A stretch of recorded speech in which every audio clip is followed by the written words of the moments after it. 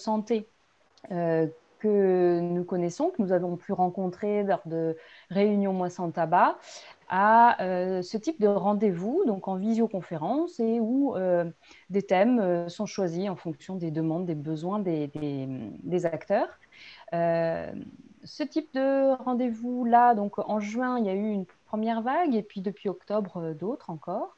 Donc celui-ci, tabac et précarité, ce thème tabac et précarité a déjà été abordé donc, avec le docteur Anderner, pour ceux qui, parmi les spectateurs, étaient là. Cette fois-ci, donc, on vous propose de découvrir un projet qui s'appelle Tapréosie, avec Marion Guichard donc du CHRS Le Lien, et Bonjour. puis voilà, et qui vont bien sûr se présenter, hein, Guylaine Espagnon et Yannick Grain, qui travaillent donc au XAPA du CEID, la ferme Merlet. Au niveau de votre participation, donc les conférenciers, comme vous le voyez, vous pouvez tous les voir, chacune des vidéos qui sont activées là. Vous voyez également normalement le diaporama qui est partagé par Yannick Grain. Et en fonction du confort que vous souhaitez pour ce webinaire, vous pouvez donc utiliser en haut à droite les options d'affichage. Vous choisissez ce qui vous convient le mieux, mode côte à côte par exemple, ou plein écran. Et puis en bas, vous avez donc participants. Si vous appuyez dessus, vous avez une petite fenêtre en haut à droite qui apparaît avec la liste des participants. Et puis, pareil pour converser. Vous avez la possibilité, et d'ailleurs, je vous invite à le faire, à converser avec soit les conférenciers, soit les participants, soit les deux. Voilà. Donc, voilà. Donc, vous choisissez, hein, voilà. Qu'est-ce que j'avais d'autre à vous dire? Rien. Voilà, la façon dont vous pouvez intervenir en tant que spectateur, hein, vous allez avoir la possibilité d'intervenir, que ce soit d'ailleurs des réflexions ou encore des questions, via le chat exclusivement. Donc moi, je vais être très attentive à ce que vous allez écrire. Et comme ça, je reprends en fait ce qui est dit dans le chat, et du coup, je le rapporte aux conférenciers. Voilà pour ma part. Je vous laisse du coup, chers conférenciers, donc vous présenter à votre tour. Alors, ben, je crois que par ordre d'apparition à l'écran, en tous les cas sur le mien, c'est moi qui suis là-haut. Donc, ben, je m'appelle Guylaine Espagnon, je suis infirmière depuis bientôt 40 ans. Et donc, j'ai travaillé 20 ans en libéral, et là, ça va bientôt faire 20 ans que je suis au CEID, la ferme Merlet, donc qui est un XAPA résidentiel. Il y a 6 ans de ça, j'ai fait mon DU d'addicto et mon mémoire portait sur justement le tabac au sein d'un XAPA résidentiel où les personnes viennent évidemment pour des problèmes d'addiction autres que le tabac. Donc, ça fait un petit moment que je m'intéresse au tabac à l'intérieur de notre structure. Voilà. Et donc, pour l'instant, voilà, je vais m'arrêter là et passer la parole à Yannick, qui est en dessous de moi, je crois.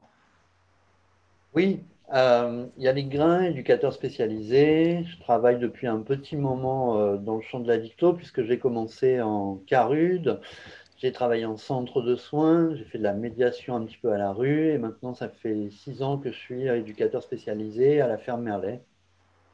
Voilà. Et moi, du coup, c'est Marion Guichard, éducatrice spécialisée à l'association Le Lien. Du coup, alors je travaillais au centre d'hébergement de réinsertion sociale, au CHRS, et maintenant au service d'accueil d'urgence. Donc, ça va faire 10 ans que je suis éducatrice spécialisée et principalement 1 an, on va dire, dans le domaine de l'insertion. Voilà. Alors peut-être juste avant que vous rentriez dans le vif du sujet, juste pour répondre à la question de tout à l'heure de Guylaine, du coup j'ai bien la liste, hein, des participants, en tout cas des personnes qui se sont inscrites. Donc c'est à peu près la moitié des personnes qui sont connectées maintenant. Ah oui. Mais parmi les personnes intéressées qui se sont inscrites, donc les plus nombreux sont les infirmiers. 22 infirmiers se sont inscrits. Bonjour collègues. Ensuite, Voilà, 13 chargés de prévention, chargés de projet, chargés de coordination, animateurs de prévention, ils sont 13.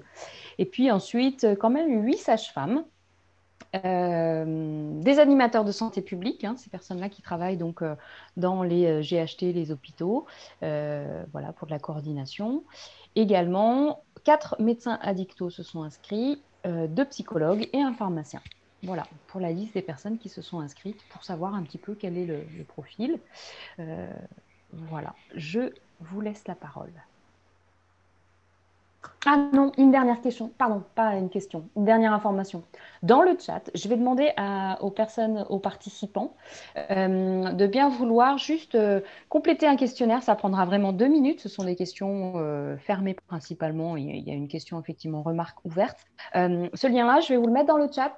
Et donc, vous n'aurez qu'à cliquer sur le chat. Ça va vous ouvrir une fenêtre pour remplir le questionnaire.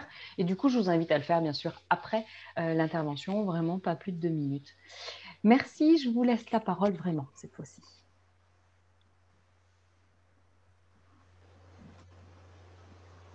Nick? Oui, alors du coup, juste se remettre d'accord sur le fait que Hélène va pouvoir collecter les questions sur le chat et nous les poser tout au long de l'intervention. Ça ne nous dérange pas d'être coupé. Voilà. Moi, je bataille à essayer de remettre vos visages à l'écran. Voilà. Je ne sais pas pourquoi. Donc, Yannick, tu embrayes sur ce que vous ne trouverez pas? Alors, pour introduire un petit peu ce temps de partage avec vous, chers participants, on avait envie d'abord de vous présenter ce que vous n'allez pas trouver avec nous, en fait. Donc voilà, ce que vous n'allez pas trouver, c'est une réponse avec des gens qui seraient experts ou tabacologues. On ne l'est pas. Hein. Guylaine est infirmière, moi je suis éducateur spécialisé, tout comme Marion. Voilà. Ce que vous ne trouverez pas, c'est un remède miracle pour arrêter le tabac. Nous non plus, on ne l'a pas trouvé. Voilà. Ce que vous ne trouverez pas non plus sur Tapréosie, c'est une réponse définitive ou bien un seul avis, puisque cet outil, il est encore en construction. C'est un travail qui a lieu dans plusieurs établissements et on n'a pas encore fini de l'évaluer. On a d'ailleurs une collaboration avec l'OFDT pour continuer cette évaluation. Alors ça, c'est ce que vous ne trouverez pas, mais ce qu'on espère, mes collègues et moi, si j'arrive à faire avancer la diapo, c'est que vous trouverez sur tout le temps de ce webinaire un temps d'échange, un moment où on va pouvoir partager des expériences, un endroit où on va pouvoir se dire les choses. L'idée pour nous, c'est d'avoir un espace au plus interactif possible. Je m'entends, moi je ne suis pas un maître de la technique, donc je compte sur vous pour ne pas hésiter à poser des questions sur le chat et Hélène essayera de relayer. Nous essayerons de vous répondre au mieux. Donc voilà, une zone sans masque, en ce moment, je pense que pouvoir se dire les choses sans avoir un masque qui couvre nos sourires, ça va nous faire du bien. Un autre petit point, on n'a pas la prétention tous les trois avec Guylaine et Marion de répondre à l'intégralité de vos questions. On pense qu'il est possible qu'il y en ait d'autres et vous avez pour cela la possibilité de vous référer auprès des créateurs de l'outil Tapréosie avec nous, qui sont la Fédération Addiction et la Fédération des acteurs de la solidarité. Donc, je vous ai mis en lien les coordonnées de nos deux interlocuteurs. Voilà, c'est tout pour le moment. Alors, du coup, on va commencer par une petite histoire de comment Tapréosie est née. Donc, il y a un constat de départ qui a été fait par la Fédération des acteurs de la solidarité et la Fédération Addiction, c'est qu'il y avait des points communs dans les publics que nous accueillons. Les points communs, c'est la précarité, bien sûr, et puis c'est aussi la présence de une ou plusieurs addictions, et donc principalement celle au tabac. Par ailleurs, donc, les usagers aussi, les représentations que l'on peut avoir peuvent faire penser que l'accompagnement de cette addiction n'est pas une priorité, c'est ce qu'on entend parfois. Et puis aussi que c'est également une fonction socialisante éminente. Voilà, donc c'était compliqué évidemment d'entrer dans le vif du sujet tabac avec ces freins-là. Pourtant, quand on questionne les personnes, et c'est ce que je fais par exemple à l'entrée à Merlet, hein, à chaque entrée, j'ai fait un petit questionnaire où je demande simplement, avez-vous déjà pensé à arrêter de fumer? Avez-vous déjà essayé de diminuer votre consommation? Avez-vous déjà essayé d'arrêter de fumer? Et avez-vous envie de modifier votre comportement d'usage du tabac? Eh bien, quand on questionne les personnes sur ce rapport, une grande majorité, pour ne pas dire la totalité, exprime malgré tout, et malgré toutes les autres addictions, leur envie de modifier leur usage, soit pour des raisons financières, soit pour des raisons de santé. C'est les deux éléments qui sont cités en priorité. Du côté pro, alors qu'on voit s'améliorer les conditions de vie ou de santé des personnes que l'on croise, on fait également le constat sur les conséquences catastrophiques en termes de santé de cette addiction au tabac, allant d'un simple essoufflement au repos jusqu'à l'insuffisance respiratoire chronique qui peut amener qui bonhomme avec sa bouteille dans le dos là, en permanence, sa bouteille d'oxygène, et ou bien entendu aussi jusqu'à maladies graves comme des cancers de tout type et donc malheureusement jusqu'à la mort. Il est donc apparu à ces deux fédés qui côtoyaient ces publics et qui avaient les mêmes problématiques qu'il fallait les accompagner sur cette addiction en particulier et pour cela commencer par sensibiliser nos équipes et leur proposer des outils pour les accompagner, que l'on soit effectivement du coup professionnel du tabac ou non. On est tous à même de pouvoir accompagner les publics que nous voyons. Voilà. Et c'est ainsi qu'est né donc le projet Tapréosie. Donc Tapréosie, qu'est-ce que ça veut dire déjà voilà. Donc tabac et précarité, évaluation opérationnelle d'une stratégie d'information. Donc Tapréosie est organisée par la Fédération des acteurs de la solidarité et par la Fédération Addiction, en partenariat avec l'OFDT, donc Office français des drogues et des toxicomanies. Et ce projet est financé dans le cadre du Fonds de lutte contre le tabac, actuellement un fonds de lien contre les addictions. Voilà comment est né le projet Tapréosie, sur le fait qu'effectivement nos publics sont à même de se croiser finalement, puisque les publics que nous avons, nous, dans un XAPA résidentiel, sont amenés à aller un jour peut-être vers des CHRS et vice-versa. Donc, il était évident qu'on travaillait déjà ensemble voilà. On a eu un projet commun aussi, qu'on essaye de mettre en place par Tapréosie, par le biais donc, voilà, de ce kit qui est en cours d'élaboration. Et je vais donc laisser la parole à Marion. Eh bien, je prends le relais. Alors du coup, par rapport au projet, il faut savoir en fait qu'il y a 5 binômes dans toute la France qui participent à ce projet. Ils sont composés donc du coup d'une structure d'accueil, d'hébergement et d'insertion, type CHRS, donc centre d'hébergement et de réinsertion sociale, et un service addicto. L'objectif général en fait de ce projet, c'est de réduire le tabagisme chez les personnes en situation de précarité qui sont accueillies dans la structure, à l'aide justement d'outils d'accompagnement personnalisés. Vous me dites si jamais je vais un petit peu trop vite.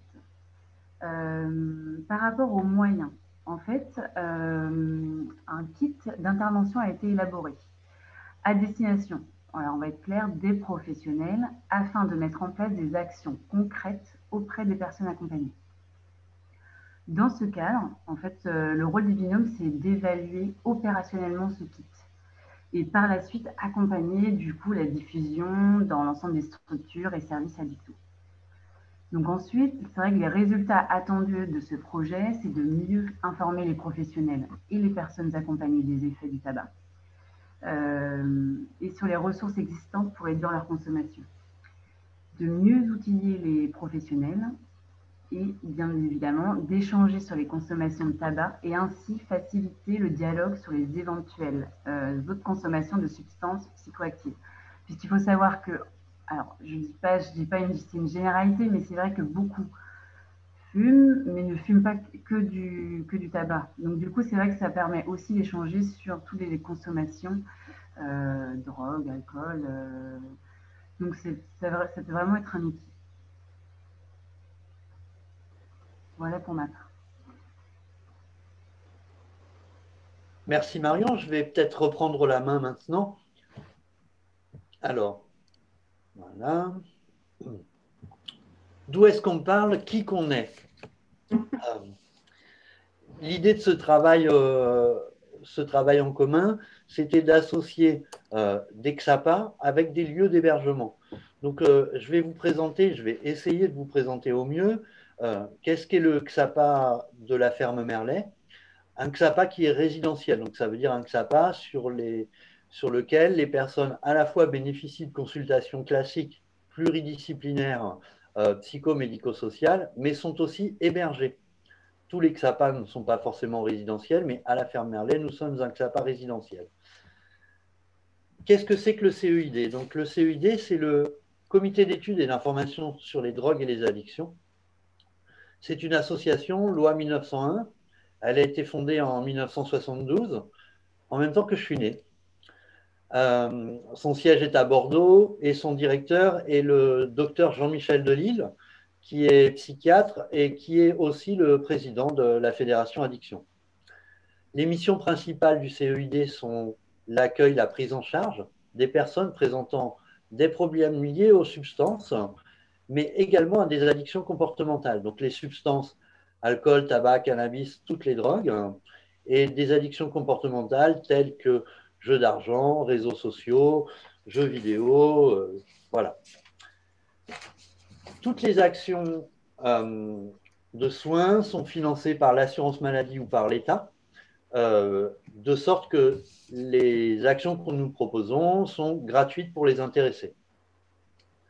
Si on parlait un petit peu de la ferme Merlet, donc nous sommes un XAPA résidentiel.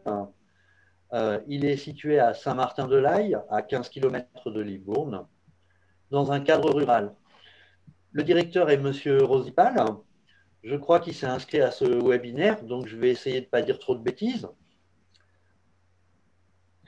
Voilà, notre établissement accueille des personnes qui souffrent d'addiction et de troubles sévères liés à l'usage de substances psychotropes, qu'elles soient licites ou illicites. Alcool, tabac et les autres drogues illicites. Qu'est-ce que nous y proposons? Eh bien, un accompagnement et des soins personnalisés et continus, médical, psychologique, social et éducatif. Une information adaptée pour les personnes en situation et des évaluations et des ajustements réguliers. Bon, ça c'est pour dire on fait une prise en charge individualisée. Une des missions importantes des XAPA, c'est aussi des actions de réduction des risques, la RDR, liées à la consommation de substances psychoactives. L'accueil et les soins sont gratuits. Nous demandons à nos personnes hébergées une participation de 100 € par mois qui correspond à des frais d'hébergement. Voilà, pour celles qui perçoivent des ressources. Concernant l'entrée au CEID, la ferme Merlet, est mis en place un système de plateforme qui est une commission qui va étudier les demandes et recevoir les personnes avant l'entrée dans l'établissement. Cette commission, elle a pour objectif d'orienter au mieux les personnes, puisque au sein du CEID, nous disposons de 3 structures résidentielles, dont une qui est une communauté thérapeutique, une autre qui est la ferme Merlet et une autre qui est en périphérie de Bordeaux, à Bègles. Je crois que j'ai une autre diapo à vous proposer. Voilà. Voilà. Donc la ferme Merlet, comme je disais avec la plateforme, c'est une des possibilités d'orientation en XAPA résidentiel. Les spécificités de la ferme Merlet, je les ai illustrées avec 3 petites images. Ça ne résumera pas la totalité de notre prise en charge. Je suis déjà frustré de ne pas vous parler plus de mon boulot ou du travail qu'on fait tous ensemble, mais je vais essayer de vous parler des spécificités. La première, c'est un accueil avec animal de compagnie. Les chiens, nous pouvons accueillir jusqu'à 9 chiens. Il y a, à ma connaissance, 3 XAPA résidentiels qui accueillent avec chiens, donc l'offre est limitée pour les personnes. J'ai mis une petite canette aussi parce que nous avons comme culture à la ferme Merlet et comme choix dans notre projet d'établissement d'accompagner des consommations. Accompagner des consommations avec la possibilité de choix d'une abstinence pour les personnes, mais aussi avec la possibilité d'un accompagnement dans leur parcours dans un usage de consommation d'alcool. Comment nous avons procédé? Nous avons d'abord réfléchi à la question et ensuite nous avons décidé, en co-construisant avec les patients, de lever l'interdit de l'alcool. Je vais le dire comme je le pense, les produits entrent dans toutes les structures, quelle que soit la rigidité de nos cadres. Je vais prendre à témoin le fait que même en prison, on trouve du cannabis, donc ce n'est pas surprenant que dans un centre résidentiel, on puisse trouver de l'alcool. Qu'est-ce que nous, on a décidé de faire? On a décidé de travailler avec ces consommations. Voilà. Voilà. Le Tomate Social Club? Le Tomate Social Club, merci Guylaine. J'ai choisi d'illustrer la présence du Tomate Social Club parce que là encore, dans notre projet d'établissement, notre volonté, c'est d'essayer de travailler, co-construire avec les personnes, tant dans leur parcours, mais aussi dans la vie quotidienne de l'établissement et dans la représentation de l'établissement. Donc nous avons créé cette petite association qui s'appelle le Tomate Social Club en la co-construisant avec les usagers. L'idée, c'est que c'est leur association. D'anciens résidents voulaient pouvoir revenir au potager de la ferme Merlet. Normalement, ils ne pouvaient pas le faire.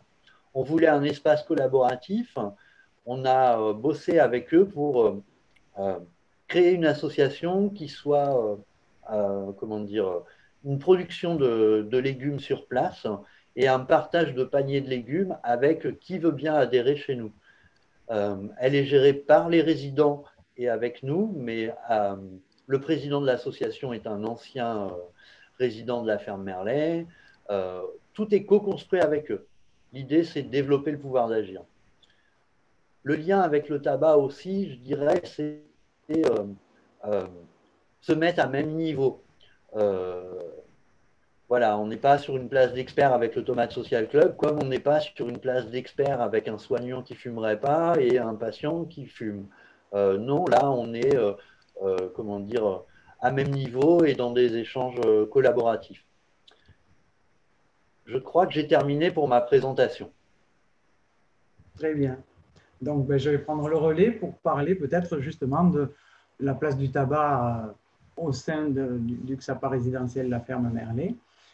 Et donc, comme vous le voyez sur la diapo, l'approche du tabac à Merlet, c'est d'abord une approche motivationnelle. Nous partons donc du désir ou non de la personne de modifier son comportement par rapport au tabac.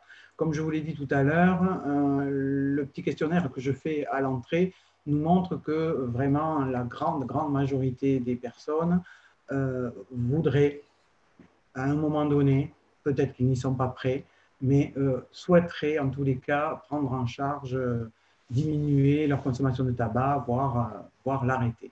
Et souvent, ils se disent que le fait d'être dans un centre résidentiel peut les aider dans cette diminution ou cet arrêt. Plusieurs cas de figure, évidemment, selon la motivation au changement de la personne. Soit les personnes n'ont absolument pas envie de changer parce qu'ils ne sont pas prêts pour diverses raisons. Et dans ce cas-là, on fait des séances tout simplement collectives d'information générale sur les divers traitements qui peuvent leur être proposés, sachant que nous sommes ouverts absolument à tout type de traitement. Ça peut passer par des traitements médicamenteux, comme par les patchs, les pastilles, la vapote, mais également simplement des séances de relaxation, de sophro, de réflexo, des entretiens, enfin voilà. On est ouvert à tout. J'ai même accompagné à un moment donné un résident pour faire une séance d'hypnose en rapport avec son arrêt du tabac. Voilà, il était très motivé, il a financé lui-même la séance et bon, ça n'a pas marché, hein, mais bon, pour lui en tous les cas. Mais voilà, c'est pour vous dire que vraiment, on ne ferme la porte absolument à rien. Ce qui compte à la base, c'est le désir des personnes accueillies. Voilà. Donc, des informations générales qui peuvent être sous forme d'ateliers ludiques. On a un petit jeu qui s'appelle Info Intox, voilà, avec des images que l'on case soit du côté info, soit du côté intox. Ce qui est intéressant, c'est que c'est interactif. Et ce qui est intéressant, c'est que du coup, ça ouvre la parole énormément à tous les participants qui ne se sentent pas dans leur approche du tabac, ne se sentent pas jugés. Voilà, on est là uniquement pour échanger. Et ensuite, donc, selon les motivations, le stade motivationnel auquel ils en sont, alors ben, l'approche va devenir peut-être un petit peu plus individuelle et du coup donner des pistes de changement, voilà, par ben, tout ce que je vous disais tout à l'heure, donc au niveau des traitements, voilà, toutes les propositions que l'on peut faire à notre public. Ce qui nous intéresse également, c'est de pouvoir, et c'est justement un des projets de Tarpeyosi, on va le développer après, c'est de pouvoir aussi rencontrer d'autres usagers qui ne sont pas dans des structures, mais qui sont également dans la précarité. Et ce qui fait que ce système d'échange va pouvoir être fait à plus grande échelle. Et voilà, ça va permettre, par les outils peut-être qu'on mettra en place, j'espère, en 2021, du coup, voilà. Donc, d'échanger entre différentes structures, de faire des grands groupes, ce qui, évidemment, n'a pas été possible cette année. Et donc, voilà, l'approche est motivationnelle, donc au stade donc, contemplation, au stade décision, action, etc. Notre approche ne va pas être la même. Évidemment qu'on ne va pas proposer des bases de traitement à quelqu'un qui est dans la contemplation ou dans la pré-contemplation. Hein. Voilà, le cheminement va être plus personnalisé que ça. On se calque vraiment sur le désir de la personne.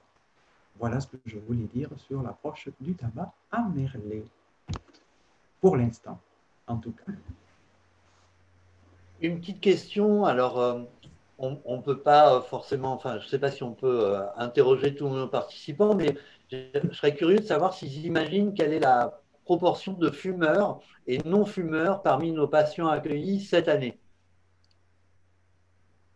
Alors, ils peuvent répondre en écrivant donc dans le chat. Je Oui. vous dis s'ils sont réactifs. Super. Alors, 70%, 90%. Beaucoup. Voilà, vous voyez. Ouais, on les voit, on voit les réponses. Okay. Parfait. Voilà. Guylaine, ta réponse? Ah, ben c'est 100%. Et l'année dernière? L'année dernière, 100%. En fait, ça fait. Celle d'avant. Pardon? Celle d'avant. Il y a 3 ans. Oui, alors, ça fait 20 ans que je travaille à Merlet. Au niveau donc des fumeurs, j'entends bien, parmi les usagers, j'ai connu un seul usager. On a reçu une seule personne qui ne fumait pas, qui n'avait jamais fumé. Voilà. Bon, on est en XAPA résidentiel, des autres addictions associées, mais quand même, 100%. Voilà. Oui, donc il y a une personne aussi qui répond qu'elle n'a pas osé poser la question, peut-être, ou pas osé. C'est Madame Martin, je crois. Allez-y sans masque. Ah, pas osé dire 100%. D'accord, d'accord. Et ben voilà. Pas osé Alors, dire 100%. Après, on peut aussi parler quand même des professionnels de la ferme Merlet, hein, puisqu'on connaît les chiffres. Voilà, parlons-en. Donc, sur 14 que nous sommes à la ferme Merlet, eh bien, il y en a 7 qui sont fumeurs et 7 qui sont non-fumeurs. Voilà. Donc, on a un 50-50. Ok, merci. Je crois Eh que je suis bien, perdu. non, moi je vais prendre le relais du coup sur la présentation de l'association Le Lien. Donc, du coup, l'association Le Lien est située à Libourne, donc grosso modo à 30 minutes en voiture de Bordeaux. Alors, disons que l'association Le Lien, du coup, elle dispose de plusieurs services, accueil de jour, service d'accueil d'urgence, service de sous-location. Je ne vais pas rentrer dans tous les détails parce que ce n'est pas forcément le sujet aujourd'hui, mais je vais davantage parler de nos missions et du public que l'on accueille, du coup, au centre d'hébergement et de réinsertion sociale. Du coup, nous accueillons des personnes majeures avec ou sans enfants, avec aussi ou sans animal. On accepte les animaux de compagnie uniquement à l'entrée. Donc après, les personnes elles peuvent arriver en fait suite à une expulsion, suite à des séparations, à des personnes qui ont peu de soutien familial et amical, des femmes et des hommes aussi victimes de violences conjugales, des personnes qui dorment dans leur voiture ou dans des logements précaires, style squat, ou alors qui enchaînent en fait, qui vont chez des amis, mais du coup clairement ils peuvent pas, ça ne dure pas dans le temps, parce que du coup forcément à un moment donné ça dérange aussi les amis. Donc on est face aussi à des personnes qui ont des difficultés budgétaires, sociales, physiques, psychologiques. Donc certaines effectivement sont addictes à l'alcool, des substances illicites, et notamment le tabac. En plus, par rapport à nos résidences, nous, en fait, sur Libourne, nous avons 3 résidences différentes. La première pour les familles, la deuxième, du coup, pour les personnes qu'on appelle isolées. Donc là, c'est hommes et femmes seuls. Imaginez une grande maison avec 10 studios, en fait, dans une grande maison. Et la dernière, en fait, la troisième résidence, c'est pour les parents donc, qui n'ont pas la garde, une garde partagée en général, ou un week-end sur 2. Voilà. Donc, du coup, nous proposons à chaque personne ou famille un logement meublé du studio au T5 sur la ville de Libourne.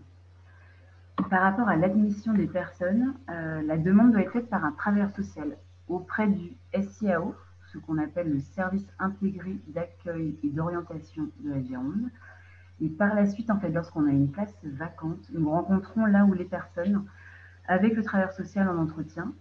Puis, on en échange en fait en réunion d'équipe en présence de la chef de service afin de valider ou non cette orientation au CHRS. En parallèle, cette personne s'engage à accepter un accompagnement global. Et je vous avoue, donc, au CHRS, c'est un petit peu le service où les personnes sont le moins, on va dire, autonomes et qui ont besoin de plus d'aide. C'est-à-dire que du coup, chaque personne a 2 référents. Donc, c'est un accompagnement, on va dire, assez soutenu avec 1 voire 2, on va dire, on part sur 2 rendez-vous minimum par semaine à la base. Et après, on s'adapte bien évidemment en fonction de la situation des personnes. Et de là, en fait, la personne, du coup, accepte l'accompagnement global. Et en fait, on va aborder l'emploi, la formation, les démarches administratives, l'accès aux soins, les soutiens dans les actes de la vie quotidienne. Ça peut être tout d'abord nettoyer un logement, on repart des fois de la base, gestion du budget, accès au logement, soutien à la parentalité. Voilà. Et notamment, un point aussi très important, elle s'engage également à payer un appel à participation de 15% de ses ressources mensuelles. Donc, ensuite, au cours des mois, en fait, nous élaborons auprès des personnes des objectifs. Donc, c'est la personne qui écrit ses objectifs et on refait un point tous les 3 mois. Bien évidemment, on voit la personne chaque semaine. Donc ensuite, nous, nos missions, donc, comme je l'ai dit ci-dessous, c'est l'accompagnement global, mais c'est également orienter en fait les personnes vers les services de droit commun, vers les partenaires, tout ce qui est santé, insertion, vraiment en fonction du projet de la personne. Et nous proposons également des actions collectives, alors qui ne sont pas du tout obligatoires pour les personnes accueillies, mais qui sont adaptées en général aux besoins et attentes des personnes. Donc, c'est-à-dire, on peut faire par exemple des ateliers de cuisine, du sport, des sorties culturelles. On fait beaucoup de permanences café le matin, parce qu'il faut savoir que ce sont quand même des personnes, du coup, comme je l'ai dit auparavant, seules. Donc, c'est aussi pour rompre l'isolement et amener du dialogue. Et donc, pour revenir par rapport au tabac, et bien en fait, je vous avoue, le tabac, moi, je l'abordais pas vraiment dans alors, oui, je l'abordais, mais par le biais en fait du budget. Lorsque on voyait qu'il y avait un problème au niveau du budget, et là, du coup, effectivement, quand une personne est au RSA et quand elle compte combien ça lui revient par semaine puis par mois, c'est vrai que certaines personnes font des bons parce qu'elles ne se rendent pas compte du budget qu'elles peuvent mettre dans l'achat de tabac. Donc après, effectivement, moi j'ai été davantage sensibilisée du coup à faire davantage de prévention. Parce qu'il s'avère que ta préosie est née aussi par rapport à ça. Les professionnels ne faisaient pas forcément assez finalement de prévention par rapport, j'ai envie de dire, à l'alcool ou aux produits illicites. Et du coup, là, nous, c'était aussi le but, c'était de l'aborder sur des temps formels et informels. C'est-à-dire qu'en entretien individuel, donc là, je parlais du budget, mais du coup, au niveau après de la santé, après, c'était aussi par le biais d'ateliers donc plutôt collectifs, pardon. On mettait par exemple au CHRS, on avait mis en place, alors je dis on avait parce que du coup en période de Covid on a arrêté les actions collectives, mais c'était tous les premiers mardis du mois, on invitait en fait une infirmière à venir sur le temps donc on l'appelait santé ou café. Et le but, c'était autour d'un petit déjeuner, parler en fait, effectivement, alors, soit on pouvait parler d'un sujet, mais on voulait amener aussi par la suite des tabacologues sur ce temps-là, parce que c'était un temps qui était quand même où on pouvait avoir du monde, notamment parce que le petit déjeuner, clairement, faisait aussi que les personnes étaient intéressées à venir, et aussi, du coup, ça permettait d'échanger sur le tabac. Donc voilà, après, moi, par rapport au projet Tapréosie, j'ai revu aussi le côté flyer. C'est vrai que j'ai été beaucoup sur le site Tabac Info Service, où j'ai pu un peu réactualiser les flyers au sein de l'association, parce que clairement, il n'y en avait pas, voire ou très très peu. On avait beaucoup plus de liens par rapport, comme je vous ai dit, aux addictions par rapport liées à l'alcool et aux substances illicites et pas du tout par rapport au tabac, alors que dans les statistiques, il y a beaucoup plus de décès suite à des cancers par rapport au tabac. Donc voilà pour ma part. Et au passage, très jolie photo de Libourne. Je Merci reprends la Yannick. main. Alors, merci Marion. Du coup, effectivement, quand tu fais ta présentation, ta conclusion, c'est la liaison avec cette diapo. Qu'est-ce qui nous a réunis dans ce projet? Voilà. Eh bien, les constats que tu as pu faire, donc des usages de tabac, les constats que personnes en situation de précarité, une majoration de ces usages et des dommages, eh bien, ces constats, on les partage aussi évidemment. Donc, qu'est-ce qui nous a réunis? Bah, c'était l'envie de faire lien entre les deux structures. Ça, c'est historiquement la ferme Merlet. On travaillait un petit peu avec le lien il y a quelques années quand je suis arrivé, mais très vite, on s'est mis à bosser sur des projets avec la fédération Acteurs de la Solidarité, et on a eu plaisir en fait à rencontrer, à se croiser entre professionnels. Donc, on avait envie de faire lien entre nos deux structures. Il y avait un lien qui était évident puisque bah, les patients que nous recevons, nous, on peut vous les orienter en vue d'hébergement. Et les patients que vous recevez, vous, hébergés, vous pouvez nous les orienter en vue d'un accueil de soins. Donc voilà, on se rend compte qu'on a la même file active, on pourrait dire, ou en tout cas des patients avec des fortes ressemblances, des passerelles, et c'était important de faire lien. L'autre remarque que je me faisais quand tu racontais, c'est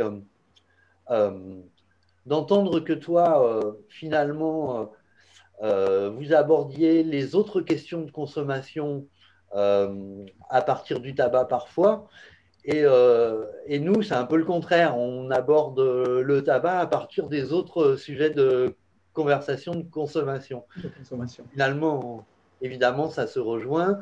Euh, et voilà. Je voulais parler un petit peu aussi de façon de travailler ensemble, c'était d'améliorer nos connaissances mutuelles aussi de nos dispositifs, à la fois du public qu'on accueille, des organisations, mais en visu, euh, se voir en regroupant les personnes qu'on accueille à Merlet et en regroupant des personnes que vous accueillez au CHRS, c'était un moyen aussi de créer des rencontres entre les personnes, mais pour qu'ils visualisent aussi les deux dispositifs, euh, qui visualisent aussi que les salariés se connaissent. Ça facilite vraiment le lien pour la personne. C'est un facilitateur dans son parcours aussi. Euh, Si je connais Marion et que je peux la décrire, que je connais ses performances auprès des personnes que j'accueille, ils vont se sentir bien accueillis, bien mieux que si je décris la théorie d'un CHRS. De même, je pense, quand tu décris la ferme Merlet aux personnes que tu nous orientes, tu sais comment on fonctionne. Oui, c'est beaucoup plus facile, Je voulais effectivement. faire un petit... pardon. Non, effectivement, c'est beaucoup plus facile. Je voulais faire un petit focus un peu aussi sur... alors, je sais que mon directeur écoute, j'ai pas les chiffres, j'ai pas pris le temps de chiffrer tout ça, mais ce qu'on observe dans notre fil actif, c'est euh, une vulnérabilité des personnes qui s'accentue. Euh, Moi, je vais la décrire par euh, des conditions de précarité qui augmentent, euh, avec un accès au logement qui est de plus en plus difficile ou de plus en plus éloigné, un éloignement de l'emploi aussi qu'on constate dans nos files actives, de plus en plus, ou en tout cas des comorbidités psychiatriques qui sont de plus en plus prégnantes. Moi, j'ai vraiment l'impression. Euh, à côté de ça, on va terminer par quelque chose de quand même un peu positif, c'est euh, une augmentation de l'accès aux dispositifs de précarité, que ce soit avec des allocations telles que le RSA ou un accès aux allocations adultes handicapés. En tout cas, ce que je veux dire, c'est que euh, ce public, il est de plus en plus fragile aussi pour la question du tabac. D'autant plus qu'il se précarise en termes de ressources et d'environnement. Et c'était ça qui faisait lien aussi. Quand le Tapreosis est monté, tabac et précarité, bah oui, on a vraiment 100% de nos patients pratiquement qui répondent aux deux critères. Voilà par quoi je conclurai. OK. Donc là, la suite. Là, il y a quelqu'un qui dit « Même constat pour les personnes rencontrées aux urgences et dans les services de soins actuellement ». Une aggravation des situations précaires. Oui. Une aggravation. Oui, oui. Donc la suite, ça pourrait être... la présentation du kit. Oui, par exemple, ça pourrait être ça. Ça pourrait être ça. L'idée, ça peut aussi être de faire interagir nos participants. Donc, effectivement, Hélène, si dans ces constats d'usage de tabac des personnes en situation de précarité, si les participants ont des éléments à apporter, on est preneur. Oui, tout à fait. Du coup, je reste attentive. Oui, C'est vrai que c'est pas simple. Du coup, là, je vous avoue qu'entre le nombre de personnes inscrites et le nombre de participants, peut-être que voilà, on n'aurait peut-être pas choisi le webinaire, je suis désolée. Mais voilà, à 58, il était impossible de toute façon d'activer ou d'intervenir sur les micros de chacun. Là, du coup, ben, n'hésitez pas, hein, surtout les personnes invitées, les participants, à écrire vos réactions, vos questions. On y est attentif. Oui, on avait décidé de le garder pour le dernier temps, il n'y a pas de souci, mais que vous alimentiez nos présentations, c'est un plaisir Oui. pour nous aussi, il n'y a pas de souci. Ce que je vous propose, c'est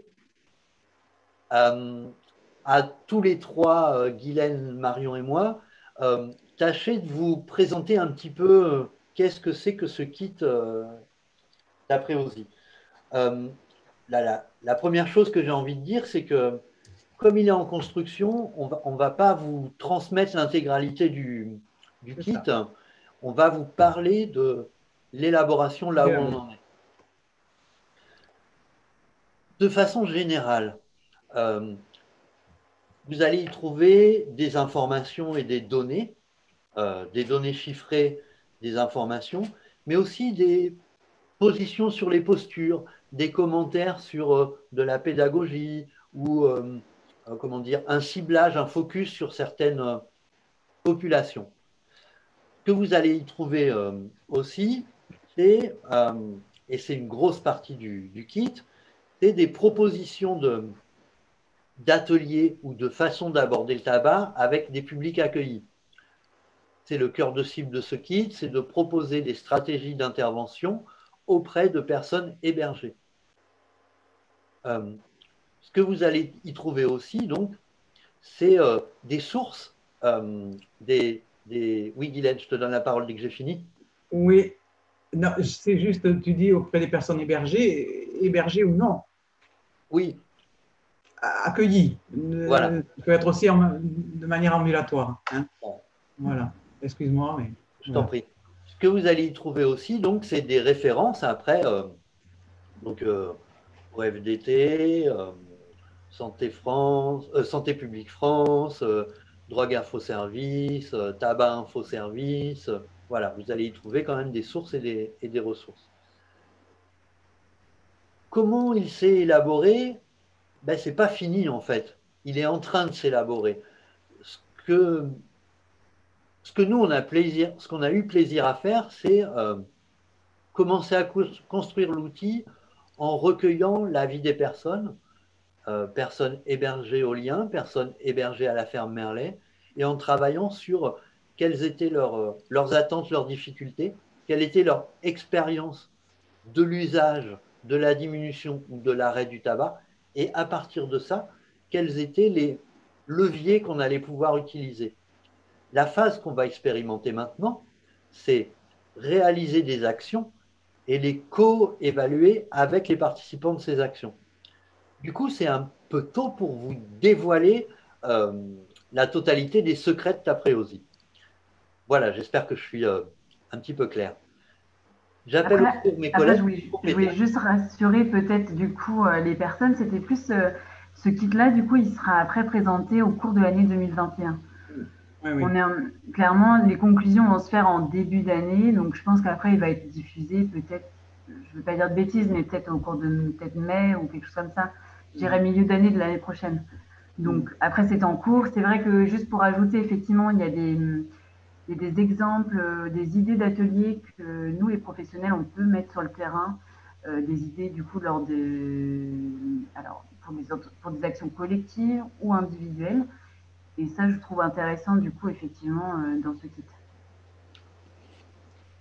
Moi, j'aurais voulu revenir sur la construction du kit au départ. Hein.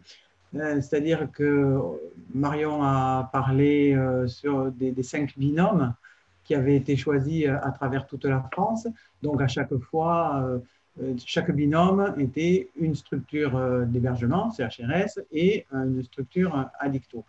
Donc, ce qui a été possible en début de parcours et qui malheureusement ne l'a pas été par la suite à cause du Covid, c'est que ces 5 binômes se retrouvent à Paris de manière régulière pour donc co-construire ce kit avec chacun justement nos expériences, les ateliers qu'on avait pu mettre en place à droite, à gauche. Et c'est de toute cette richesse au niveau national que, voilà, des échanges qui ont eu lieu ce jour-là, on a pu commencer à construire un futur, enfin, à poser les bases du futur kit. Bon, malheureusement, on devait se revoir après à chaque fois pour élaborer encore mieux ce kit. Et puis, bon, ça n'a pas été possible. Ce qui, malgré tout, a été rendu possible, Yannick, tu viens d'en parler, c'est qu'on puisse se réunir avec le CHRS du Lien, donc sur la ferme Merlet, où là, il y a eu à nouveau une co-construction avec des résidents, du public accueilli au CHRS et également des professionnels de la ferme Merlet et du Lien. Et donc là, cette journée-là a été consacrée à un questionnaire qui avait été envoyé pour l'élaboration du kit et testé sur les CHRS, pas dans les XAPA. Et donc, voilà, là aussi, il y a pu avoir des échanges qui ont été retenus par les personnes donc, de la Fédé qui sont sur l'élaboration du kit lui-même. Et ça a été fait sur chaque binôme, donc sur les 5 binômes à travers la France. Voilà. Et puis ensuite, donc, devait arriver la phase de test proprement dite, où on devait élaborer avec les résidents, les personnes accueillies, donc les différents ateliers qui nous étaient proposés dans le kit. Et malheureusement, c'est cette phase qui n'a pas pu être mise en place comme on l'aurait souhaité. Voilà. C'est pour ça aussi que le travail est encore en construction, qu'il n'est pas tout à fait terminé, mais qu'il devrait l'être effectivement en début d'année prochaine. Voilà. Ok, je reprends la main. Effectivement, donc Guylaine, super résumé. Aujourd'hui, on a la collaboration de l'Observatoire français des drogues et de la toxicomanie pour pouvoir apporter une caution aussi dans l'évaluation de cet outil. Donc, pour les participants qui nous écoutent, l'idée, c'est on va poursuivre des tests d'ateliers, d'actions, et on va les évaluer avec des critères évaluables. Voilà. En voyant est-ce que ça marche auprès des personnes, mais surtout combien de personnes l'ont fait, qu'est-ce que ça va donner. Et Marion, Guylaine et moi, on avait envie de vous présenter aussi un petit peu le début de notre évaluation, mais aujourd'hui, de là où on en est. Donc, ça va être l'objet de ma... Attends, là. Il y a un problème avec ton micro. Voilà, oui, apparemment. Je ne savais pas si ça venait de moi ou de toi, mais apparemment, c'est toi, Yannick. Il bug. Vas-y. Ah. Non, on n'a même plus Yannick. Ouais, je rame. Ah. Non, on a perdu Yannick. Ouais. Yannick. Je vais revenir. Ouais. Ça y est, là, a priori, on t'a récupéré, je crois. Ok, super. Les participants m'entendent aussi? Oui, c'est très bien. Ok, super. Donc, oui, voilà. L'idée, c'est de faire un peu le point sur tous les trois, qu'est-ce qui nous a freiné dans l'avancée de ce projet. Bon, il y a de secret pour personne, je pense. Le Covid, la mise en place des gestes barrières, l'organisation, premier confinement, temps de pause, deuxième confinement, réorganisation. Qu'est-ce qu'on privilégie? On l'a dit tout à l'heure, nous avons un public en situation de vulnérabilité, précarité, en plus avec des vulnérabilités à l'égard du tabac qui sont majorées. Qu'est-ce qu'on a donc décidé? Au départ, on a décidé fermer les barrières et puis un repli stratégique sur notre structure, en tout cas à Merlet. Du coup, c'était compliqué de mener des actions collectives et c'était compliqué d'inviter des partenaires. Et comme on aime la co-construction, pour ce projet, c'était compliqué.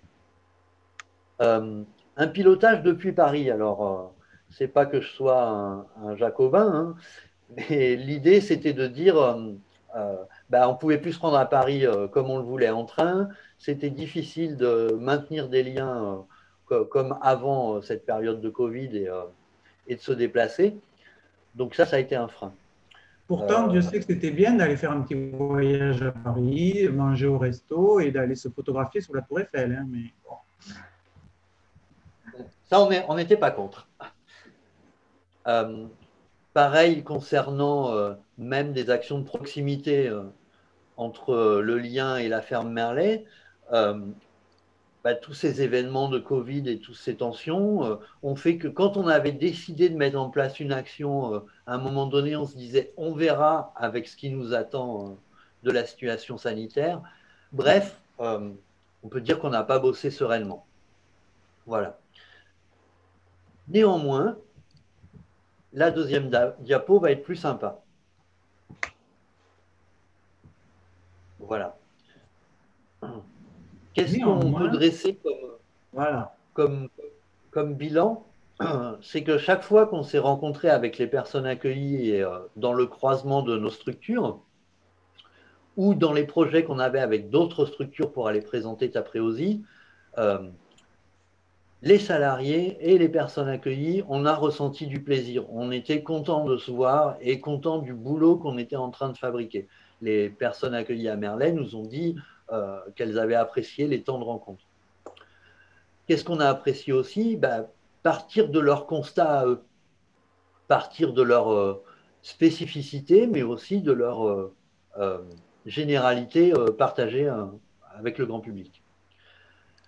Le dernier point positif qu'on voulait souligner tous les trois avec les collègues, c'était même si on galère avec cette période de Covid, nous, on attend avec impatience de voir quelle évaluation ça donnera, ces ateliers, comment dans les autres régions ça se projette, quels commentaires vous, en tant qu'auditeur de ce webinaire, vous allez pouvoir nous apporter.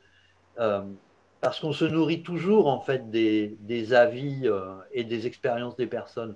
Vraiment développer le pouvoir d'agir pour nous, c'est ça, c'est partir avec ce qui s'exprime par la personne dans ses capacités et dans ses individualités. Voilà. Si vous voulez compléter. Bah, oui, j'allais peut-être compléter juste par rapport à... Parce que du coup, il y avait une question, je sais qui avait été posée en amont, c'était par rapport aux freins qu'on avait pu des personnes, et notamment les personnes qui pouvaient nous on pouvait observer, mais qui pouvaient nous le dire, pardon. Et justement, les personnes accueillies pouvaient nous dire que c'était pas forcément en fait l'arrêt du tabac ou diminuer le tabac n'était pas forcément une priorité actuellement pour elles en fait, parce qu'elles avaient, je vous avoue, plein de choses à gérer et que pour elles, arrêter le tabac, ça pouvait être aussi une source de stress. Et que du coup, clairement, le tabac était aussi un soutien en fait au quotidien. Moi, étant au service d'accueil d'urgence, clairement, c'est aussi un. Alors, est-ce que c'est pour rompre l'ennui? Est-ce que c'est un passe-temps? Est-ce que, mais oui, c'est en tout cas, le tabac est au quotidien et clairement, ils n'envisagent pas du tout à certains moments. C'est pour ça faut vraiment le dire au rythme de la personne. Parce que nous, clairement, si on a des envies pour eux, c'est très bien, mais je veux dire, ça ne fonctionnera pas du tout. Donc, c'était vraiment plutôt par rapport à ça. Après, il y avait aussi des questionnements et je trouvais intéressant dans le sens où certaines personnes pouvaient avoir peur de prendre du poids à l'arrêt du tabac. Donc, ça veut dire aussi revoir bien l'alimentation, revoir peut-être avec des professionnels. Et c'est là aussi où nous, je pense qu'on a un rôle à jouer. Et notamment, du coup, l'impact, parce qu'on peut aussi, quand on voit les frigos de certains résidents et qui font aussi comme ils peuvent avec leur budget, sans jugement, sans qu'effectivement, il n'y a pas forcément les 5 fruits et légumes par jour, on va dire, voilà, c'est beaucoup, il y a les... Alors, c'est pas attention aux généralités, mais c'est vrai que du coup, moi, je peux voir, c'est beaucoup de choses préparées. Enfin voilà, après, c'est un autre sujet sur la consommation et sur la cuisine. Mais du coup, je pense qu'on a aussi un rôle à jouer. Et voilà, c'était juste par rapport à ça, les retours un peu des résidents que moi, j'avais pu avoir. Mais en tout cas, c'était pas si simple de vouloir arrêter. Parce qu'ils avaient aussi autre chose en tête et d'autres soucis, on va dire, psychologiques, physiques, et qui clairement était pour eux la priorité, ce que j'entends très bien.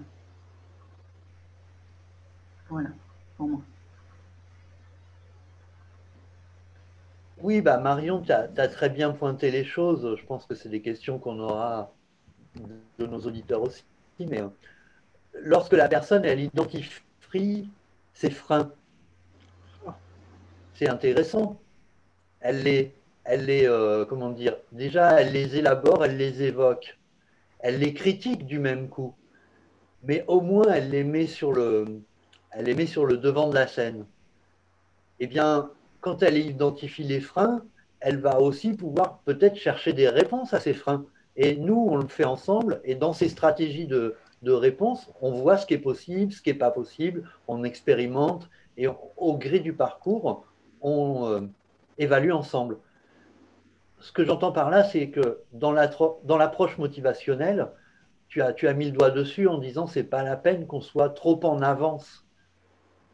Mais si au moins on sait qu'est-ce qui fait le maintien d'un usage, on sait quel levier on a pour proposer des changements. C'est ça, moi, que je voyais dans recueillir la parole des personnes, en fait. Individualiser à chaque fois pour lui demander ce qu'elle en pense, quelles sont ses raisons, quels sont les avantages qu'elle y voit, mais les inconvénients qu'elle y voit. Voilà, je ne sais pas si Guylaine, tu veux Oui, compléter. alors, mais ça, c'est ce dont je me sers effectivement dans toute l'approche motivationnelle par rapport au tabac.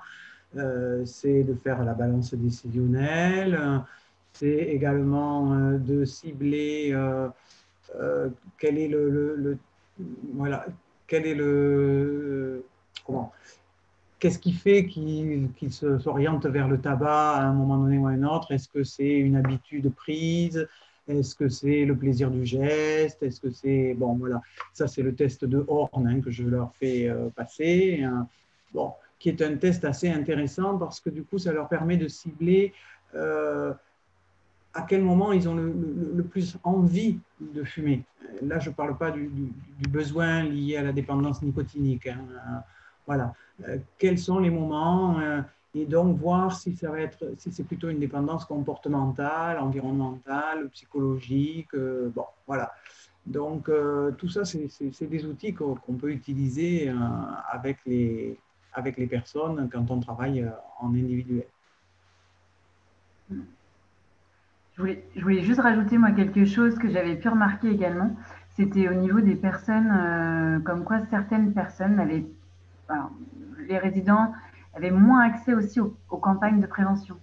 Un exemple, certaines n'ont pas vraiment non plus n'ont pas toujours de télé, n'ont pas toujours de, enfin voilà. Et du coup, nous, c'était aussi ça au CHRS, c'était de retravailler finalement la communication et d'où en fait mes commandes sur Tabac Info Service. Je fais pas de pub, hein, mais c'était aussi ils ont des petits flyers assez colorés, que je trouvais ça plutôt chouette et voilà, c'était un petit clin d'œil et je trouvais ça plutôt chouette, en tout cas, de les remettre au goût du jour et aussi afin qu'ils soient informés comme tout le monde. Oui, je voudrais rajouter quelque chose aussi par rapport au kit, ce que ça peut aussi permettre justement dans ces différentes approches, c'est que tout le monde n'a pas le même niveau de compréhension, hein, sans vouloir être, voilà, sans jugement aucun, hein, mais bon, on a aussi affaire à des personnes qui ont des troubles psychologiques, des troubles psychiatriques, qui sont parfois aussi un petit peu déficitaires. Voilà. Et donc, ça permet aussi de s'adresser à tous ces publics-là avec voilà, un abord différent selon ce que la personne va pouvoir entendre, intégrer, etc. Oui, tout à fait. Après, moi, je voulais juste rajouter aussi que je pense que c'est aussi à chaque professionnel d'avoir aussi l'envie d'aller se former, d'aller poser des questions. Et c'est aussi d'avoir, parce que là, je parle vraiment pour moi dans le sens où j'ai récupéré ce projet parce que suite à un remplacement et que du coup, clairement, n'étant pas fumeuse, je n'avais clairement pas autant de connaissances qu'aujourd'hui. Mais du coup, c'était plutôt un chouette dans le sens où j'étais mieux armée, on va dire, auprès du public en termes d'information. Après, attention, hein, je suis, comme on l'a dit, je ne suis pas tabacologue, je ne suis pas. Mais je me dis que c'est à chaque professionnel aussi d'aller s'informer et d'orienter au mieux les personnes.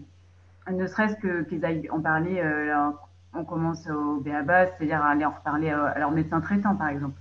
C'est juste. Mais c'est au moins d'en parler. Parce que nous, c'est quelque chose finalement qu'on parlait peu de la consommation de tabac, de l'impact sur la santé, l'impact sur le budget et notamment bah, du coup la gestion aussi des émotions. Enfin voilà, ça amène quand même beaucoup de sujets et très intéressants en tout cas dans nos accompagnements.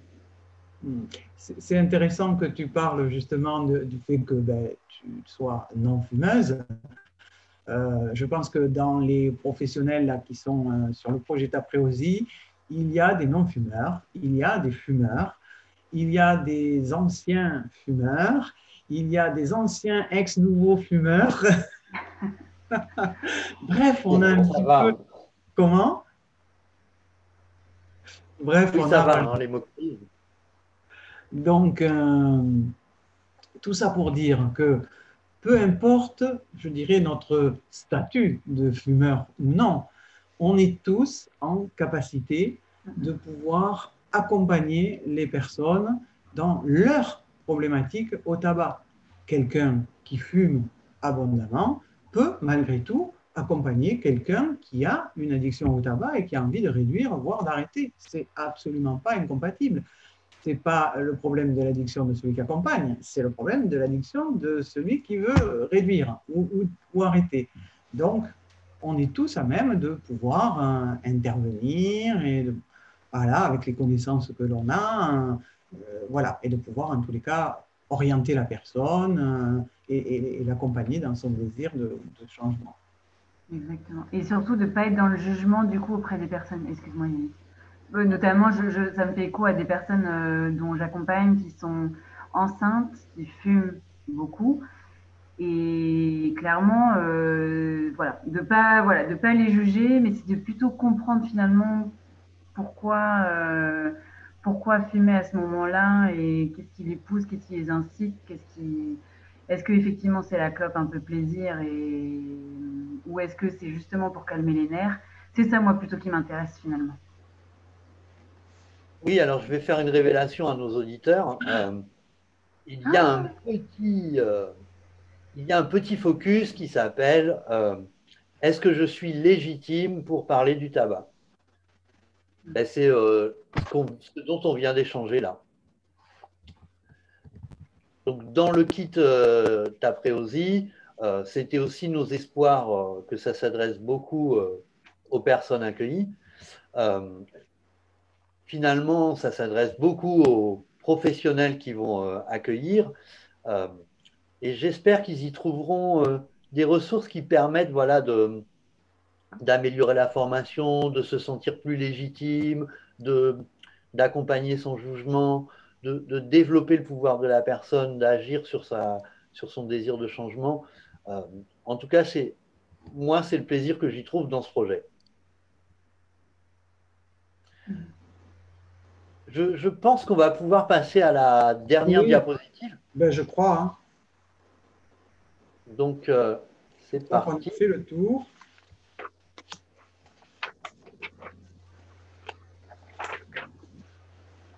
Voilà, Hélène, si tu as, comment dire, moi, je ne suis pas allé voir du tout sur le chat. Moi non plus.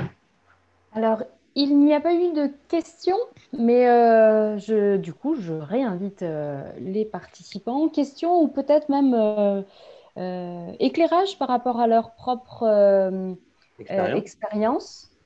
Euh, On est preneur. N'hésitez pas, voilà, n'hésitez pas. J'ai vu un commentaire tout à l'heure et je trouvais intéressant. C'est une personne qui était obligée de partir et elle disait que voilà que merci. Travail de lien indispensable, oui. Ouais, c'est ça, travail de lien indispensable avec tous ces projets, avec tous ces publics. Et effectivement, je pense qu'il faut du lien entre les structures, entre les services, entre les partenaires. Et effectivement, je trouve que moi, le but de Tapréosi, c'est aussi améliorer le réseau finalement. Oui, tout à fait, Marion. On va presque à la conclusion avec cette ça. phrase. Oui, je vais attendre un peu. Oui, presque, mais bon. Mais enfin voilà, Tapréosi, ça fait effectivement partie de ces projets qui sont, alors je ne sais pas s'ils sont pilotés, en tout cas, vous avez parlé des deux fédérations, donc la fédération addiction et la fédération des Acteur de la acteurs de la solidarité. solidarité. Voilà. Donc là, c'est effectivement tabac et précarité, mais c'est vrai que addiction et précarité, un peu plus large, avec des formations, etc. C'est vrai que dans chacune des régions, en fait, il y a ces réunions-là des acteurs par rapport à aussi ce mode de fonctionnement, finalement, où voilà, on fait rencontrer les acteurs entre eux, entre deux structures différentes, et puis après des approches et au bout du compte, il y a cette co-construction, mais aussi avec la participation du public, qui fait qu'au bout du compte, on arrive à un outil co-construit. Alors après, il vit sa vie avec des retours, des évaluations aussi qui peuvent être faites. Et c'est ça qui est intéressant. Et je trouve que dans tout ce que vous avez dit, que ce soit l'approche motivationnelle, mais aussi tous les autres outils finalement, alors mis à disposition des professionnels de santé ou encore les professionnels, enfin les autres professionnels. Alors on peut aussi parler de la place des bénévoles hein, dans tout ça. Alors les Bien aidants sûr. ou voilà, Mhm. l'association dentaire qui ont vraiment tous un rôle à jouer, comme vous le dites, et qui le prennent en fait hein, pour la plupart. Euh, J'avais envie d'intervenir, moi, sans que la question arrive, mais de réinsister sur, tout à l'heure, Guylaine, elle expliquait, on va faire la promotion de ta préosie. Euh, à Merlet, sur place, on ne fait pas la promotion d'un seul outil en particulier, mais finalement, c'est aussi notre approche, comment dire, sur la question des autres produits ou l'offre de soins en addicto en général. Moi, je trouve que ce qui est riche, c'est quand l'offre est diversifiée et que le patient, on s'autorise à le laisser libre euh, de l'accompagner dans ses choix, avec des tâtonnements, avec des moments où c'est plus facile et d'autres fois où c'est plus compliqué. Mais en tout cas, moi, ce que j'ai envie, c'est de ne pas être prescripteur d'un outil ou d'une attitude, d'une posture, ou de modéliser mon patient, mais aussi parce que moi, je me reconnais en tant que militant aussi, ou en tant que fumeur, on peut le dire là, que tout ça, c'est pas une tare, et que les choses ne sont pas inéluctables, que être caractérisé comme fumeur, comment dire, ça ne résume pas l'intégralité d'une personne, mais pareil avec la question d'un usager de La drogue, ça ne traduction. résume pas ton identité d'être usager de drogue, tu conserves des compétences, capacités, valeurs et, euh, et des jolis profils, hein, j'ai envie de dire. Voilà. Et donc, du coup, nous, à Merlet, lorsque la personne, elle exprime qu'elle a envie de quelque chose autour du tabac, on ne va pas lui dire fais comme ci ou fais comme ça. On va collaborer ensemble avec des super surprises. Hein. On a des patients qui avaient décidé d'aller s'acheter une vapoteuse, partent chez le marchand, reviennent en nous disant mais n'importe quoi, c'est vachement trop cher. Bon, je voulais pas essayer le patch. Et puis finalement, ils mettent le patch. Et puis chaque jour, ils viennent nous voir en disant qu'ils ont diminué la quantité et qu'ils en sont contents. Mais on n'attendait pas ça. On ne savait pas ce que ça allait donner, soit la vapoteuse, soit le patch. En tout cas, on va conforter comment dire, le parcours de la personne. J'ai pas envie de dire réussite ou échec, mais c'est son parcours. Il a aussi la liberté de se tromper et de, voilà, de faire un choix qui finalement il revient dessus. Là, j'ai en tête quelqu'un qui est hébergé en ce moment, qui veut donc arrêter le tabac pour des raisons de santé, mais il n'y parvient pas. Donc, en discutant avec lui, s'est posé le problème des patchs. Il les a refusés parce qu'il a dit mais non, j'ai déjà utilisé ça il y a quelques années et ça n'a pas fonctionné. Finalement, il en est venu à demander avec le médecin à passer au Champix, donc qui est tous entendu parler. Bon, donc un traitement par comprimé. Et puis au finish, il s'avère que le Champix lui offre pas tant de possibilités que ça de diminuer sa conso. Alors, il m'a demandé s'il pouvait rajouter des pastilles. Mais bien sûr, il n'y a pas de souci, je vais vous donner des pastilles. Alors, il a commencé à utiliser en plus les pastilles à chaque fois qu'il voulait fumer une cigarette et remplacer. Voilà. Et puis finalement, même ça, il se rend compte que malgré tout, il remplace une chose par une autre et il en revient à poser la question des patchs. Et là, c'est lui qui fait la demande. Voilà. Et qui dit peut-être qu'en plus des pastilles et du Champix, je pourrais aussi rajouter des patchs et que est-ce que c'est possible de mettre les trois? Ben oui, bien sûr, c'est possible de mettre les trois. Voilà. Mais voilà l'exemple typique du patient pour lequel c'est lui qui a fait des choix, qui s'est rendu compte que ça ne marchait pas comme il voulait et qui finalement, sur quelque chose qu'il avait refusé au départ parce qu'il l'avait essayé et que ça n'avait pas marché, là, c'est lui maintenant qui les redemande. Voilà. Il faut rester ouvert tout le temps à ce que désire la personne. Ça, c'est vraiment primordial. C'est pas en tirant sur une fleur qu'on la fait pousser. C'est un sage qui dit ça. C'est beau.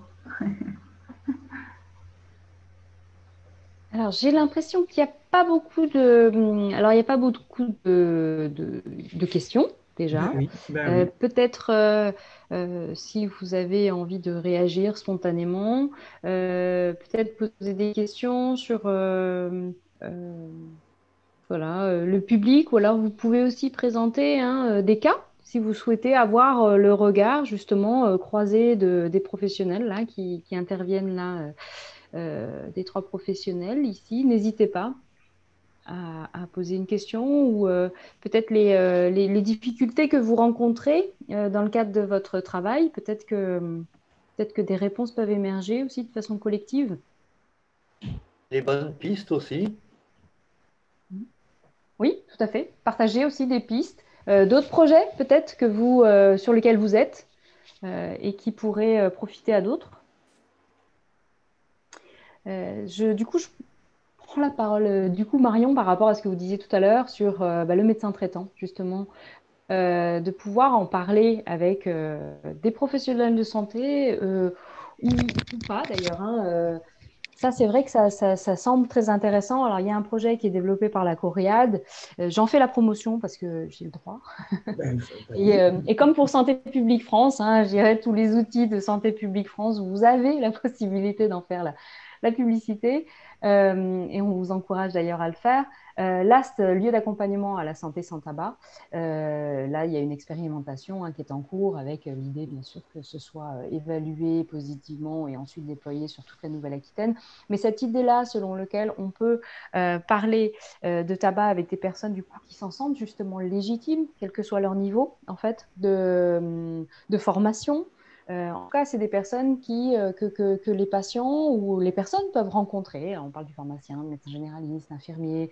Vous savez, il y a tous les prescripteurs aussi hein, qu'on n'imaginait pas. Donc le kiné, le chirurgien dentiste, les sages-femmes, etc. Des personnes du coup qu'on peut rencontrer en fait justement dans notre parcours de vie. Les infirmières. Et l'idée, voilà, tout à fait, les infirmiers, bien sûr. D'ailleurs, qui prennent beaucoup. Heureusement d'ailleurs, je pense notamment à l'association Azalée, avec tous les infirmiers qui sont en tout cas formés aussi à l'accompagnement à l'arrêt.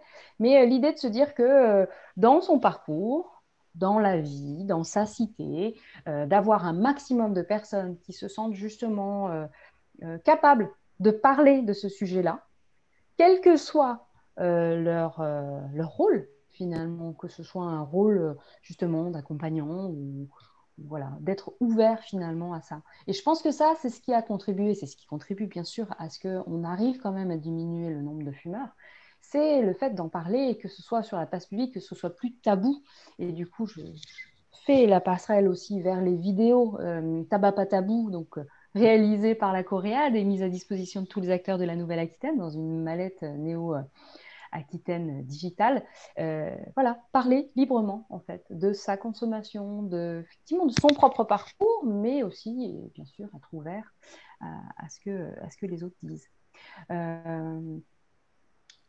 Voilà, donc une réflexion. Donc je pense en effet que c'est un réel travail de collaboration. Voilà, cet accompagnement à l'arrêt du tabac. Donc c'est un auditeur, Oui. un spectateur Oui, j'ajouterais même derrière le mot collaboration, c'est collaboration entre les usagers ou personnes accueillies et les professionnels, et puis également entre les professionnels, et puis également entre les structures. Enfin bon, voilà, c'est collaboration Au sens large. à différents niveaux. À différents niveaux. Et à plusieurs niveaux. Voilà. Très bien. Du coup, alors, votre directeur. Et on fait la conférence en cours, mais on ne sait pas si la plus-value des outils. Alors, je le lis pour Oui, les spectateurs qui peut-être n'ont pas ouvert leur chat. Donc, ayant pris la conférence en cours, je ne sais pas si la plus-value des outils, approches thérapeutiques complémentaires type sophrologie, phytothérapie, acupuncture a été abordée. oui. Oui, bonjour. Alors, Alors, oui, Guylaine monsieur le en a directeur, parlé. la réponse est oui. On a fait 45 minutes sur ce sujet-là. C'est dommage pour vous, voilà, tant pis, hein. Fallait être là. Non, la question que M. Rosipal pose, c'est la réponse qu'on a fait tout à l'heure, je crois, à Guylaine, en disant des offres qui sont complémentaires, des offres qui sont des stratégies choisies par la personne, euh, une offre d'accompagnement où la personne, elle chemine euh, là où elle, euh, là où elle le désire et avec ses réussites et ses difficultés. Euh, Évidemment, tout ce qui va être complémentaire et qui marche, on est preneur, hein. En entretien motivationnel, on a l'habitude de parler de alimenter la banque des plaisirs. Moi, je me souviens, parmi mes premiers entretiens addicto en XAPA, il y a un petit moment, je commence à avoir des cheveux blancs et des poils blancs. Un patient m'a dit, quand on arrête un produit, il faut redécorer sa vie. Eh bien, ça pourrait être le résumé de toutes les conférences sur l'addiction, hein. Quand on arrête un produit, il faut redécorer sa vie. Quel joli message, parce que la personne, elle est libre après, hein, de redécorer avec ce qui marche, avec ce qui lui plaît. Et c'est un peu ça, comment on va dire, le boulot est sur le tabac aussi, pas que sur les autres drogues, pas que sur les autres addictions comportementales. Ouais. J'espère qu'on a répondu à notre directeur. J'espère pour vous. On verra ça à la fin du mois. Très bien. Écoutez, il est 11h30. J'ai l'impression que voilà, parmi les spectateurs encore en ligne, euh, pas d'autres réactions. Je ne vais pas vous garder plus longtemps, à moins que vous ayez encore des choses à dire. Ce que je vais vous proposer, du coup, voilà, je vais vous envoyer le lien juste pour évaluer donc, ce temps-là ensemble. Donc le lien dans le chat. Je vais vous l'envoyer également avec les informations donc, relatives à ta préosie. Je fais notamment, donc je pense à la présentation PowerPoint là, que vous venez de diffuser, mais aussi peut-être les informations qui sont mises à jour sur la fédération Addiction avec la petite vidéo de présentation du projet. Et puis aussi peut-être, alors je ne sais pas si le planning a été mis à jour ou pas au niveau de la fédération. Avec, vous savez, ce que vous disiez tout à l'heure, Marion, à peu près en mai, la mise à disposition du kit une fois qu'il a été évalué, etc. Je ne sais pas Ben, le ça, si au Covid, niveau de... En fait, c'est ça. En fait, c'est exactement. Ça va dépendre de moi-même. Je peux pas garantir. C'est pour ça que vaut mieux se dire au cours de l'année 2021, Oui, parce que là, on est au deuxième confinement et je sais pas, je sais pas s'il y en aura un troisième ou un quatrième, mais je n'espère pas, mais on n'en sait rien. Donc, je préfère pas trop m'avancer. C'est vrai que je me dis, l'idéal, c'est que ce kit soit diffusé, en tout cas, au cours de l'année 2021. Après, nous, je sais qu'en début d'année, il va y avoir un peu des entretiens, on va faire des retours. Mais voilà, après, le temps que ce soit évalué, là, je vous avoue, je ne peux pas garantir de date et de mois. Enfin, c'est vraiment là, c'est moi qui dis mai, parce que je me suis dit que il faisait beau, c'est les beaux jours et que. Mais je préfère pas trop m'avancer. Par contre, vraiment, j'invite, si certaines personnes, en tout cas, ont vraiment des questions, de se tourner vers. Alors, les adresses courriel étaient notées au tout début vers Hugo Siassen et puis Marie Dumoulin. Si jamais vous avez des questions par rapport au projet Tapréosie, ils sont vraiment disponibles. Voilà. N'hésitez pas à prendre leur mail.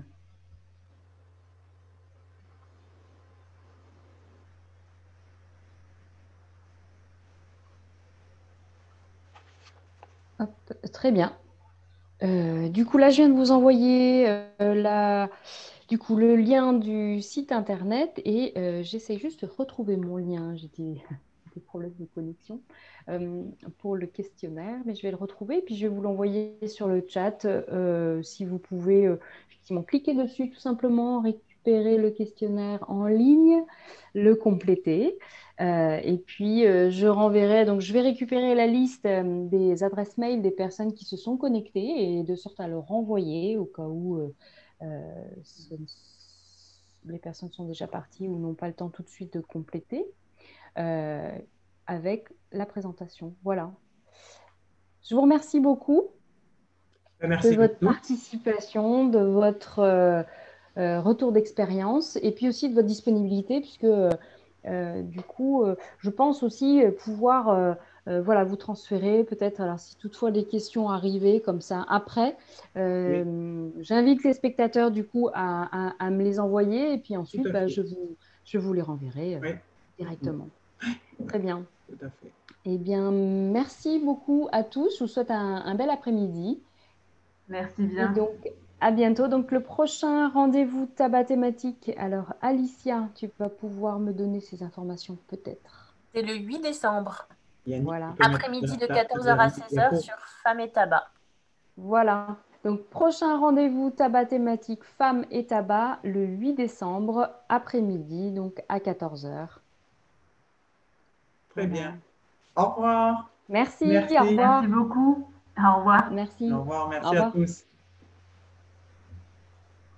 Ah, il y a des réactions. Hein. Je ne sais pas si vous voyez les collègues. Mais... Ouais. Oui. Non, Oui, non. il y a encore des Des réactions là. remerciements. Ouais, c'est ça. Merci beaucoup pour cette présentation et le travail accompli. Beau projet collaboratif. Merci à tous et à Bon, en toutes. tout cas, on compte sur vous pour travailler en lien avec les professionnels de santé, identifier les besoins des membres des équipes. Parce que c'est vrai que du coup, on n'a juste pas dit notre dernière diapo là. Voilà la petite dernière diapo de Yannick. Et on compte sur vous pour mettre en place des actions collectives. Alors, sur vous, c'est sur le CUID? Pardon? Marion, vous parlez de qui, vous? Ah, vous, les professionnels, Oui, oui, nous, les oui. professionnels, de continuer. De continuer Les en tout cas. participants. Oui, oui, très bien. Exactement. Voilà. Exactement. Ok. Bon, alors du coup, voilà, pas beaucoup de réactions, mais je pense que, en fait, c'est ce que je vous avais dit au niveau des attentes, en fait, des acteurs. C'est plus ça, se dire.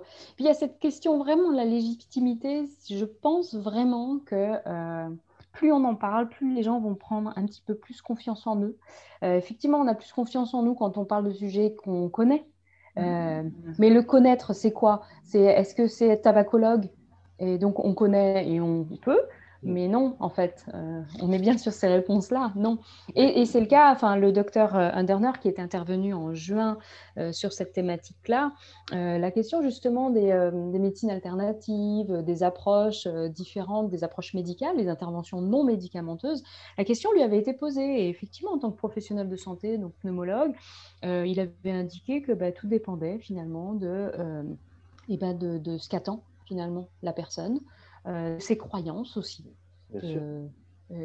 Voilà, et à partir du moment où effectivement il est ouvert pour aller quelque part. Alors après, le seul bémol qu'il avait évoqué, c'était le coût. Alors effectivement, quand on parle des personnes en situation de précarité, bah, malgré tout, le coût de ces prestations qui ne sont pas remboursées par l'assurance maladie, bah, ça peut poser effectivement un gros frein. Bon, voilà, c'est la limite, voilà, avec l'utilisation, l'orientation vers ces interventions non médicamenteuses. Oui. Mais c'est aussi c'est la grande contradiction quand on voit aujourd'hui que dans l'accompagnement au sevrage, je pense notamment aux cures qui sont proposées, on ouvre à à certaines prestations justement non remboursées, je dirais, dans le droit commun. On parle de la sophrologie, on parle de La l'hypnose, réflexologie, c'est ce que je la pratique. réflexologie. Donc là, on se dit que ça a vraiment un grand intérêt, en fait, là où les personnes sont et sur une semaine, 2 semaines, 3 semaines, 3 mois. Et c'est vrai qu'après, se dire, mince, mais du coup, une fois qu'elles sont sorties de ça, là-dedans, c'était tout compris. Et puis ben, après, c'est difficile pour elles que de prendre contact avec si à l'intérieur, elles n'ont pas créé justement ces contacts-là et ces liens. Ah oui. En tout cas, je vous remercie encore beaucoup de tout votre travail.